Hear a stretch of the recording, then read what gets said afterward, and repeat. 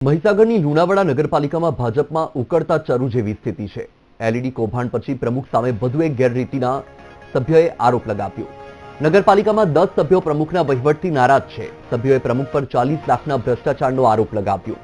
Swimming pool સમારકામમાં ગેરરીતિનો સભ્યએ આક્ષેપ કર્યો। સમારકામ માટે 40 લાખ લીધા છતાં સ્વિમિંગ પુલની હાલત બિસ્માર છે। ટેન્ડર સહિત લેખિત પુરાવા સાથે સભ્યોએ મવડી મંડળને રજૂઆત કરી। દિવાળી પહેલા પણ એલઈડી કૌભાંડના આક્ષેપ થયા હતા। આ સ્વિમિંગ પુલના અંદર ને એલઈડી વાળા વિષયના અંદર જે થયું છે જે ભ્રષ્ટાચાર એની અમને 11 સભ્યને કોઈ જાણ છે નહીં ને એને અમે જે વિરોધ કરીએ છીએ સાચા માટે વિરોધ કરીએ છીએ કે નગરનું સારું થાય, નગરના હિત માટે કામ કરીએ છીએ। ના જે ભ્રષ્ટાચાર ચાલે છે એ અમે ચલવી લઈએ નહીં।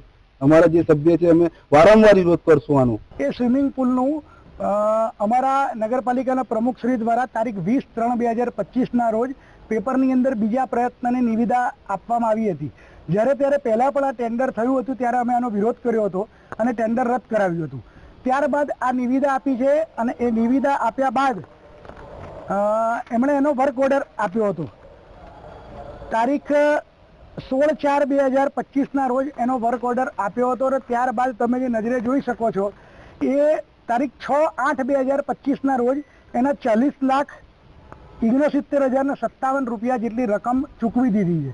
દિવાળી પહેલાં પણ અમે આ વિષયની રજૂઆત અમારા પ્રદેશની અંદર, અમારા જિલ્લાની અંદર, મંડળની અંદર, પાર્ટી કક્ષાએ અને અમારી પાર્ટીની સંકલન સમિતિની અંદર કરી હતી। વહીવટદારના શાસનમાં થયેલું હતું અને આ સ્વિમિંગ પુલનો 13 વર્ષ જૂનું સ્વિમિંગ પુલ છે। એના મેન્ટેનન્સનું ટેન્ડર જે થયેલું એ ફક્ત વહીવટદારના શાસન દરમિયાન થયેલું છે, 2024માં થયેલું છે અને એનો બીજો પ્રયત્ન અમારા ભાગમાં આવેલો હતો। અમારા ભાગમાં તો ફક્ત ખોલવાનું જ આવેલું હતું અને એમાં અમે કોઈ પણ આઈટમો બદલી શકતા નથી અને અમારું કામ ફક્ત અને ફક્ત જે આઈટમો પ્રમાણે આવ્યું છે એ જોવાનું। પહેલા આક્ષેપો કરવામાં તો લોકો 10,000 કરોડના આક્ષેપ કરે છે, 12,000 કરોડના આક્ષેપ કરે છે। મારા મિત્ર 12 કરોડનું કૌભાંડ તો એવો આક્ષેપ કરતા હતા બાંધકામ સમિતિના ચેરમેન, જેમને પ્રમુખ બનવાના અભરકા હતા પરંતુ એ રાજકીય રીતે પૂરા ન થઈ શકતા ભારતીય જનતા પાર્ટીના પાર્લામેન્ટરી બોર્ડે નિયુક્ત કરેલા પ્રમુખને એમ કેમ પ્રકારે બદનામ કરી એને પદ પરથી હટાવી અને એમને પોતાને પદ પર બેસવું છે, એના માટે આવા બેબુનિયાદ આક્ષેપો કરી રહ્યા છે।